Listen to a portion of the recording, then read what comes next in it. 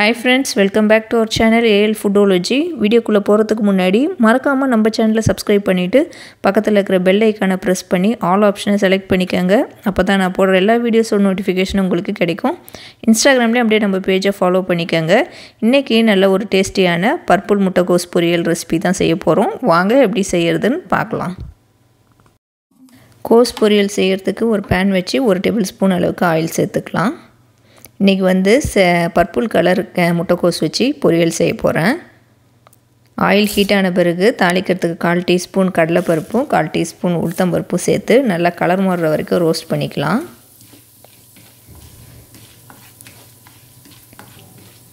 இது லைட்டாக கலர் மாறின பிறகு ஒரு காஞ்ச மிளகாய் வந்து நான் கிள்ளி சேர்த்துக்கிறேன். இது கூடவே கொஞ்சம் கருவேப்பிலை சேர்த்துக்கிறேன். கட் பண்ணி வச்சுருக்க வெங்காயம் சேர்த்துக்கலாம். வெங்காயம் சேர்த்துட்டு ஒரு 2-3 நிமிஷம் வந்து நல்லா வதக்கி விட்டுக்குவோம். ரொம்ப வெங்காயம் வந்து வதங்கணும்னு அவசியம் இல்லை. லைட்டாக வந்து அது கலர் மாதிரி அதோட ரா ஸ்மெல் போகிற வரைக்கும் லைட்டாக வதக்கி விட்டுக்கோங்க.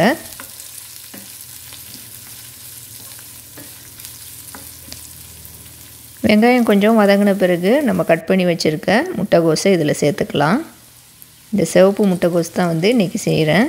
இதை சேர்த்துட்டு நல்லா வந்து மிக்ஸ் பண்ணி விட்டுக்கலாம். ஒரு 30 செகண்ட்ஸ் வந்து முட்டைக்கோஸ் வந்து நல்லா வந்து வதக்கி விடுங்க. ஏன்னா அதில் இருக்கிற அந்த பச்சை ஸ்மெல்லு அப்போ போகும். அதனால் நல்லா வந்து மிக்ஸ் பண்ணி விட்டுக்கோங்க.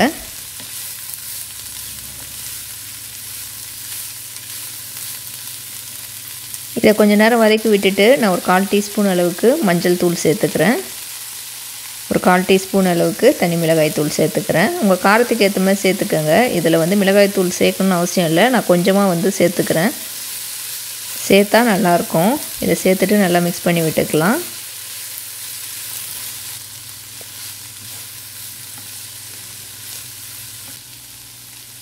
இப்போ லைட்டாக கொஞ்சமாக தண்ணி சேர்த்துக்கோங்க. நிறைய தண்ணி தேவையில்லை. தெளிக்கிற அளவுக்கு லைட்டாக சேர்த்துக்கோங்க. ஏன்னா கோஸ்லேருந்தே தண்ணி விட்டு தான் அது வேகும். தேவையான அளவு உப்பு சேர்த்துக்கலாம். உப்பு சேர்த்துட்டு எல்லாத்தையும் ஒன்றா நல்லா கலந்து விட்டுக்கலாம். முட்டைக்கோஸ் வந்து வேகிறப்போ எப்போதுமே தண்ணி விட்டு தான் வேகும். அதனால் நிறைய தண்ணி சேர்க்காதீங்க.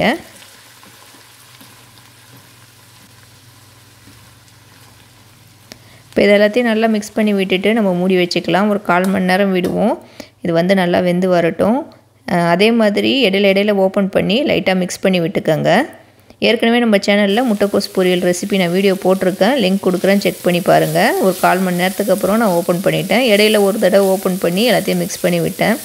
கோஸ் பாருங்கள் நல்லா வந்து வெந்துடுச்சு. சூப்பராக இருக்குது பாருங்கள். லாஸ்ட்டாக நான் வந்து தேங்காய் சேர்த்துக்கிறேன். நான் வந்து desiccated கோகோனட் சேர்த்துருக்கேன். நீங்கள் திருவண்ண தேங்காய் பூ சேர்த்துக்கோங்க. தேங்காய் பூ சேர்க்குறப்போ கோஸ் பொரியல் சூப்பராக இருக்கும் டேஸ்ட்டு. சேர்த்துட்டு நல்லா மிக்ஸ் பண்ணி விட்டுக்கலாம்.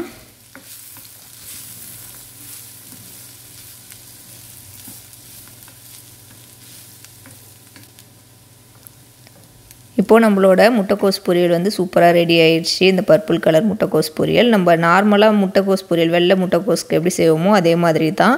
இந்த முட்டைக்கோஸும் வந்து நல்லா டேஸ்ட்டாக சூப்பராக இருக்கும். இப்போ வந்து இதை நான் சர்வ் பண்ணிவிட்டு காட்டுறேன். பாருங்கள், நம்மளோட முட்டைக்கோஸ் பொரியல் சூப்பராக ரெடி ஆயிடுச்சு. இது வந்து நம்ம செஞ்ச பர்பிள் முட்டைக்கோஸ் பொரியல் தான். லைட்டிங்கால் உங்களுக்கு வந்து பிளாக்காக தெரியும்னு நினைக்கிறேன். சூப்பராக இருக்கும். இது வந்து நம்ம சாதத்து கூட வச்சு சாப்பிட்றப்போ காரக்குழம்பு, ரசம், சாம்பார் இது எல்லாத்துக்குமே சைட் டிஷ்ஷாக வச்சு சாப்பிடலாம். சூப்பராக இருக்கும். நீங்களும் வந்து ட்ரை பண்ணி பாருங்கள். ட்ரை பண்ணி பார்த்துட்டு எப்படி இருந்துச்சுன்னு மறக்காமல் கீழே கமெண்ட் பண்ணுங்கள்.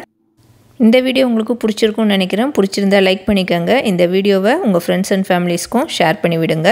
நம்ம AL foodology சேனலில் இது வரைக்கும் சப்ஸ்கிரைப் பண்ணாமல் பார்க்குறவங்க மறக்காமல் சப்ஸ்கிரைப் பண்ணிவிட்டு பக்கத்தில் இருக்கிற பெல் ஐக்கானையும் ப்ரெஸ் பண்ணிக்கோங்க. தேங்க்யூ ஃபார் வாட்சிங்.